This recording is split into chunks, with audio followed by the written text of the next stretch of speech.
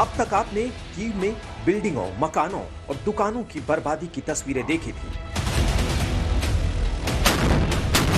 आपने सुना कि कैसे कीव को कब्जा करने की रूस की चाहतें ध्वस्त हो गई। लेकिन जाते जाते भी रूस यहां आम लोगों का कत्लेआम कर गया।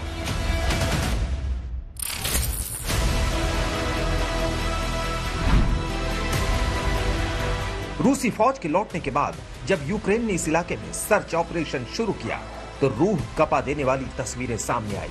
कीव के बाहरी इलाकों से करीब 900 लाशें मिली हैं। कीव रीजन के पुलिस हेड ने बताया कि आम लोगों की जघन्य हत्या कर रूस की फौज उन्हें सड़कों पर छोड़ गई। यहां मिली 900 लाशों में से करीब 95% की गोली मारकर हत्या की गई है। कीव के आसपास जो 900 लाशें मिली हैं, उसके बाद कैसे कीव रूस के लिए गले की हड्डी बन गया। 5 दिन में जीत का सपना देखने वाला रूस 52 दिन बाद भी कीव पर कब्जा नहीं कर पाया है और अब झुंझुलाहट में उसने उस मिलिट्री फैक्ट्री पर हमला किया है जहां पर नेपट्यून मिसाइल बनती थीं।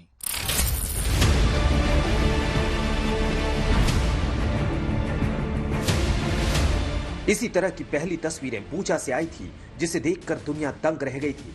इसके बाद ही रूस को यूएनएचआरसी से बेदखल किया गया। सड़कों, गलियों, टूटे बिखरे मकानों में बिखरी लाशों को देखकर मानवता कराह उठी।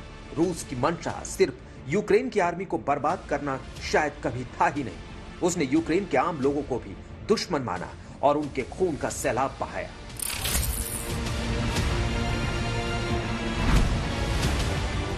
ये मंजर देखकर किसका दिल नहीं रोएगा। पुतिन और उसकी सेना ने मानो सारी सीमाएं लांघ दी। ये तस्वीरें बोरोदियांका की हैं।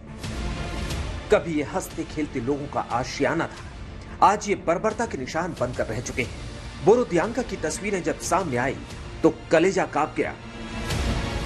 यूक्रेन के राष्ट्रपति ज़ेलेंस्की तो यहां तक दावा कर रहे हैं कि बोरोदियांका में बूचा से भी ज्यादा नरसंहार हुआ।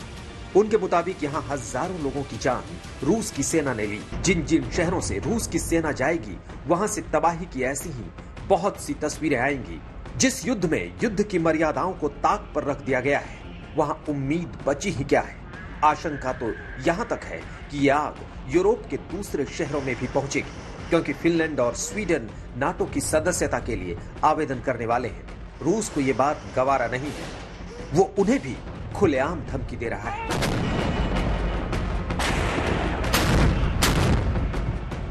गौरव सावंत और राजेश पवार के साथ अभिषेक भल्ला, कीव आज तक।